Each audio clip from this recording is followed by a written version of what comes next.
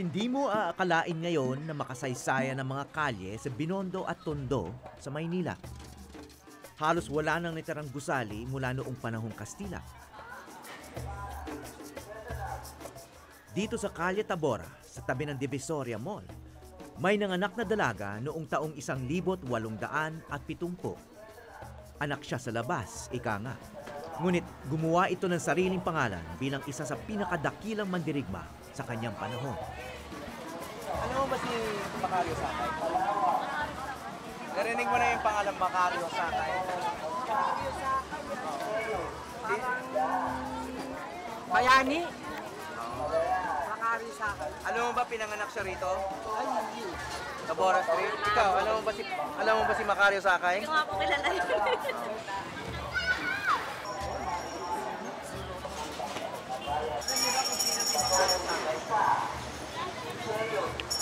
Narinig mo na yung pangalan Macario Sakay? Alam niyo ba pinanganak siya rito? Wala kayong alam kung may Macario Sakay?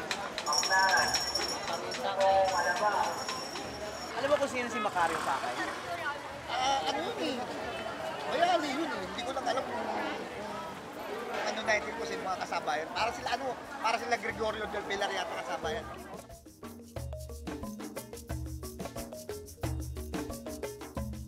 Kasabayan nga ni Del Pilar, kasapi ng revolusyon ni Bonifacio. Ngunit sa mahabang panahon ng pangalang Macario Sakay, bago nalimutan, labis munang siniraan.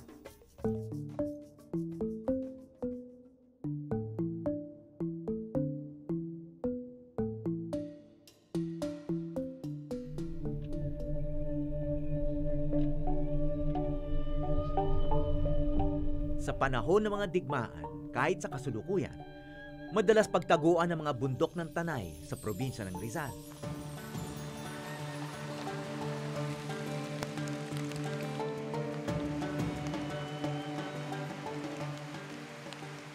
At isa ang kuwebang ito sa naging kanlungan ng mga nagtatago. Okay, sige po. Baba po tayo. Dahan-dahan lang po. Maputik. Madulas. Yan. Yan. Dito po sa Kalinawan Cave, marami po tayong mga makikita rito. Meron po kami mga tinatawag dito ng mga optical illusion. Ito po tayo. Yan ay mukha ng taong naka-side view. Ito naman po ay formation po ng mukha ng bungo ng tao naman. Ito. Yan, meron din po tayo dito mga stalactite, may mga stalagmite, columns, curtains, helictites. Yan, mga natural crystals naman po yan. Okay, dahan. Yan naman po, kaya lang siya tinawag na grotto dahil yung pong stalagmite na yun na maliit. Para lang pong si Mama Mary. Tapos ito naman po yung aming pet. Ito. Parang kabayo. Apo. T-Rex po yan. Hindi po. Adult na po karamihan dyan. Kasi ang fruit bats dito, maliliit lang po siya. Ano yung nagsususo sila? Hindi po. Natutulog? Lang po sila nagyayapusan kasi malamig. Oh, parang nagsisiksikan sila Opo. sa butas eh. Opo. Dahil bihira ang ibang hayop dito, marahil ang mga paniking ito ay naging pantawid gutom ng mga nagtago rito noon. Kaya sa ngayon po, konti na lang ang fruit bats dito sa part na to. Ano lasa niya? Lasa po siyang manok. So hinahunting. Hinuhuli po. May makakain na. May tila malalaking silid pa. Pwede kayo mag-meeting. Yes, itong sundalong Hapon. Dito? Noong panahon po ng gera. Yes, ito po. Dito? Yes, yan po maluwag na part na yan. Yan po yung ginawa nilang tanggapan. At pag pinaka-opisina, ospital.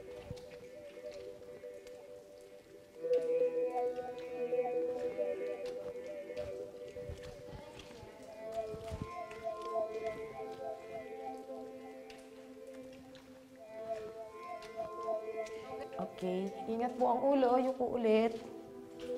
Ayan, buti na lang wala ng tubig.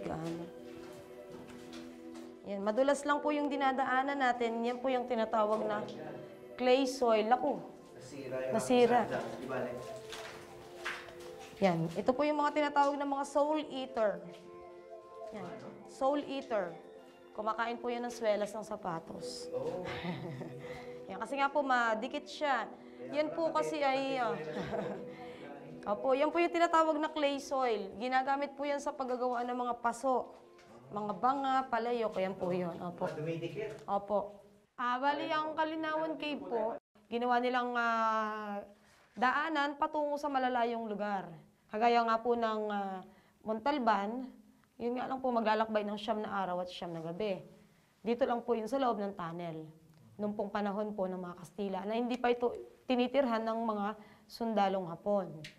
At, araw, ginagawa naman Kastila yun. opo, ginagawa po nila yan. Parang Daanan po, opo, daanan. libangan lang. Opo. Yan. Kasi kapuso kami. Yan, kapuso. Ayan, yan po yung puso ng Kalinawan.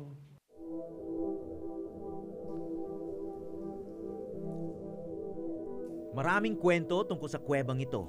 Ang iba, mahirap patunayan ngunit madaling paniwalaan.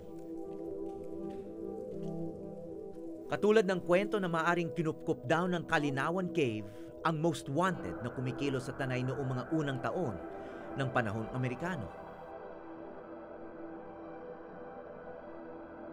Nailathalang nasa Tanay si Sakay, ngunit ang tiyak niyang lokasyon hindi kasama sa mga naiwang dokumento. May personal ring kwento tungkol kay Sakay ang aking cave guide. Ang kanya palang apelyido bago mag-asawa ay Sakay. Sa school pa lang po, alam na po namin na somehow may connection kami kay Macario. Kasi syempre, Sakay yung dala namin apelyido. Ngayon, syempre, inaano kami ng mga klase namin na, ay, naku, baka mga tulisan dyan. Yun nga po, pagkakaalam nga po ay tulisan.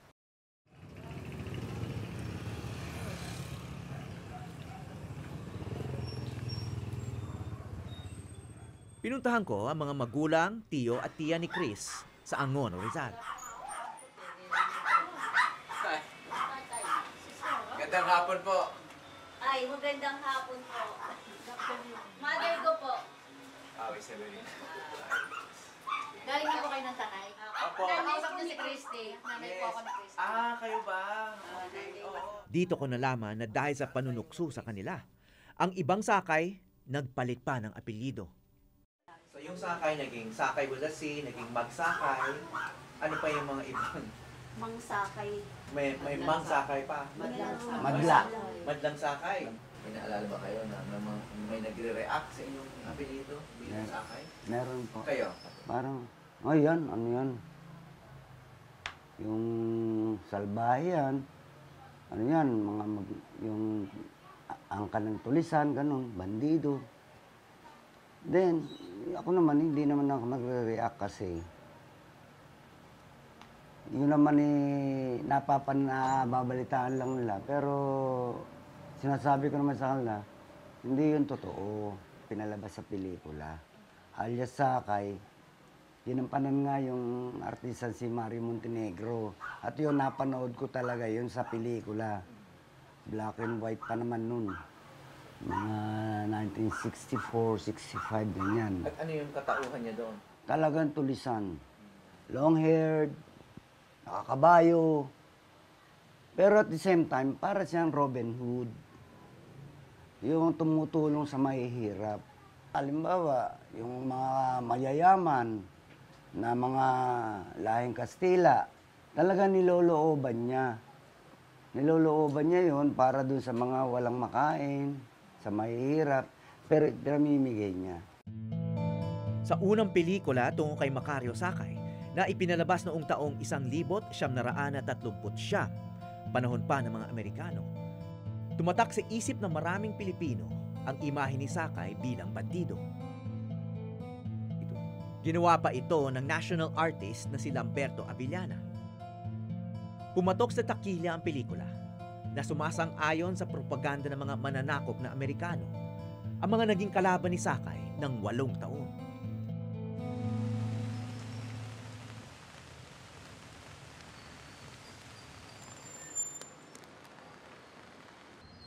Napansin ko dito sa trapal na to na nasa poblasyon ng Tanay. May ilang bayaning nandyan sa larawan pero yung isang matagal tumira dito sa Tanay at dito lumaban, wala dyan.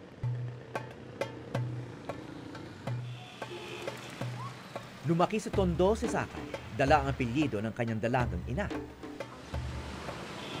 Kilala ang distrito noon sa maraming industriya, kaya nakapagtrabaho rito si Sakay bilang sastre, barbero at tagagawa ng kalesa. Dito rin nag-start yung katipunan, no? Sa Calle Azcárraga, sa Tondo mismo. At tandaan natin na si Macario Sakay ay kaibigan matalik ni Andres Bonifacio. So kung titignan mo din, si Andres Bonifacio, hindi lang siya working class, siya rin ay maituturing natin na isang theater actor. Nagkasama sina Sakay at Andres Bonifacio sa Teatro Porvenir sa Tondo.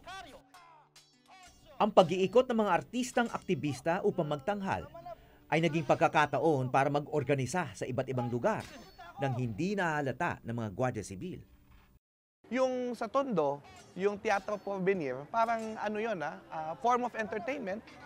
Pero hindi lang siya form of entertainment kasi nagpe-perform sila doon ng mga kwento na mapangmulat ng kaisipan. So halimbawa, yung paborito ni Sakay at ni Bonifacio at ni Aurelio Tolentino ay yung kwento na tinatawag nating Bernardo Carpio.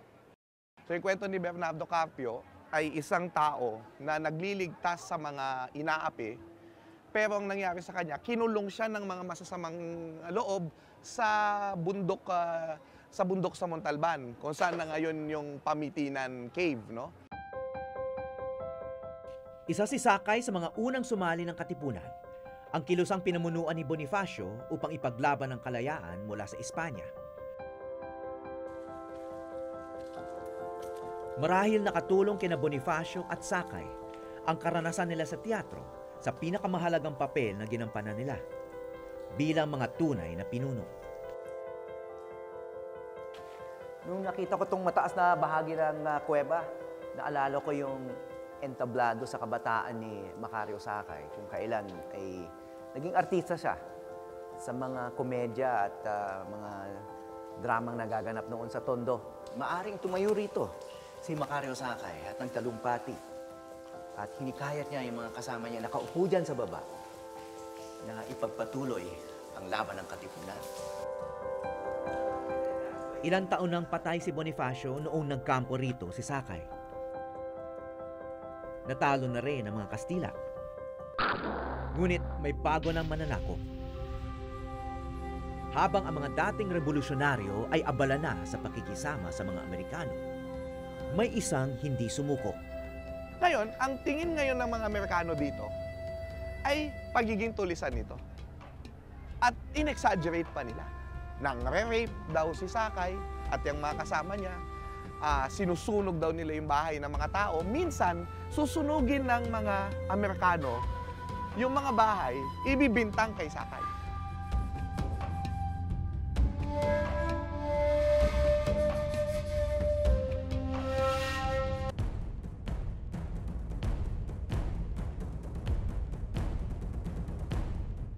Sa halip na tuluyang matalo ng mga Pilipino, ibinenta ng Espanya ang Pilipinas sa Amerika sa halagang $20 milyong sa Treaty of Paris noong taong 1898.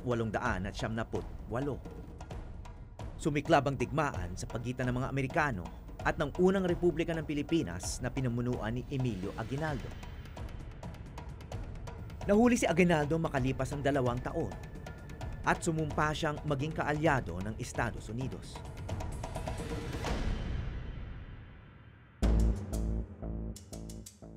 Ang mga revolusyonaryong hindi sumuko, itinuring ng mga bandido o tulisan ng mga Amerikano at papatawan ng parusang kamatayan sa ilalim ng batas. That's right. Yun That's right. Yun din ang Yeah. point niya, di ba? Yeah. Si Macario Sakay hindi lang itinuloy ang laban. Nagtayo pa ng bagong pamahalaan na alinsunod sa mga adhikain ng Katipunan, ang Republika ng Katagalugan. Si Sakay ang naging pangulo nito. Yung isang puna doon sa mga unang revolusyonaryo, no, na ang gusto nga lang nila, regime change. Pero yung mas malawak na pagbabago sa lipunan, parang hindi nila masyadong hinahangad. Naiba ba si Sakay sa kanila doon sa pananaw na yon? Ang kanyang emphasis ay yung parang again the original Katipunan spirit. Yung emphasis niya was egalitarianism, yung pantay-pantay tayo lahat. Dapat tayo ay makipagkapwa-tao, yung ganon. So, para bang bumalik siya sa original spirit na sa kalain niya at kalain ng mga maraming mga katipunero noon, para bang nasira na corrupt ng Malolos Republic. Yun ang problema. So, siya ba'y halimbawa, pabor siya sa redistribution ng yaman o ng lupa? May mga ganung bang pananaw yung katulad niya? I don't know if he went that far. Pero I think that mas mukhang makademokrasya siya. 4 na taong itinaguyod ni Sakay ang kanyang Republika ng Katagalugan na sa katunayan ay isang kilusang gerilya na may mga kasapi sa Maynila, Mangbanahaw, Laguna, Batangas, Bulacan, Cavite, at ang kasulukuyang Rizal na nooy probinsya ng Morong. May katangian sina Sakay at kanyang mga kasamahan na tumatak sa kasaysayan. Ang sabi niya, hanggat hindi lumalaya ang bayan, hindi ako magpapagupit. Ang nangyari dyan, no, ay hinahabol na sila ng mga Amerikano. Minsan, napag-isipan nila na doon sa tabing ilog, magpahinga. At habang sila ay nagpapahinga, si Macario Sakay ay nagpagupit ng buhok. Habang ginugupitan siya ng buhok, lumusob ngayon yung mga Amerikano.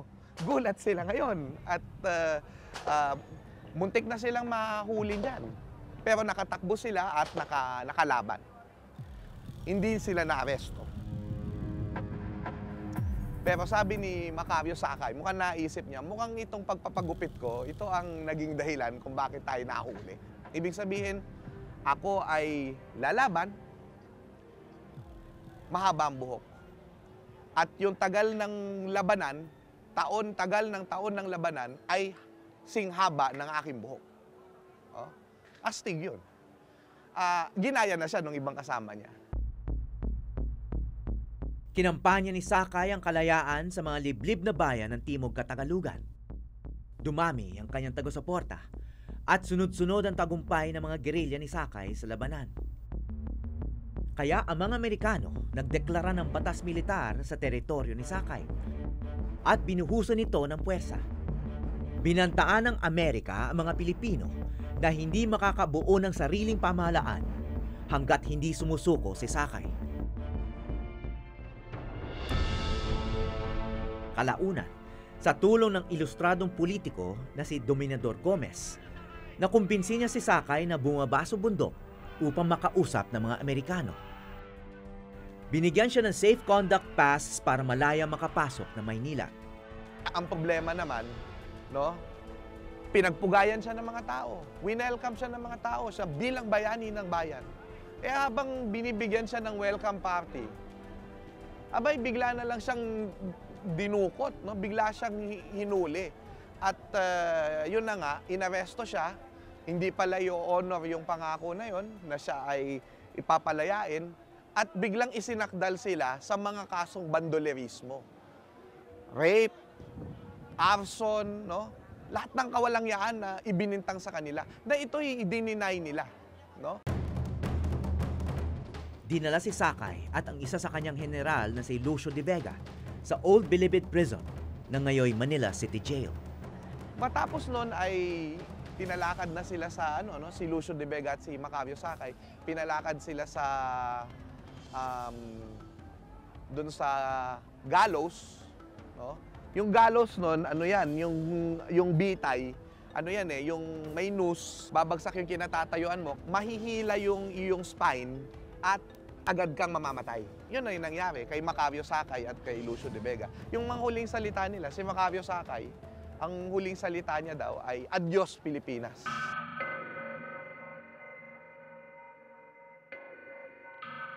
Ang mga revolusyonaryo at makabayang Pilipino ay binitay bilang tulisan.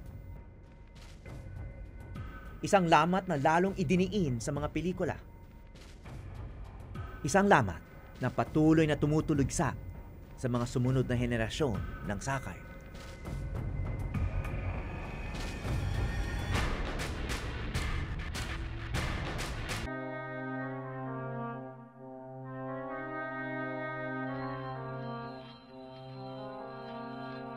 Halos 100 taong kontrabida ang turing kay Macario Sakay.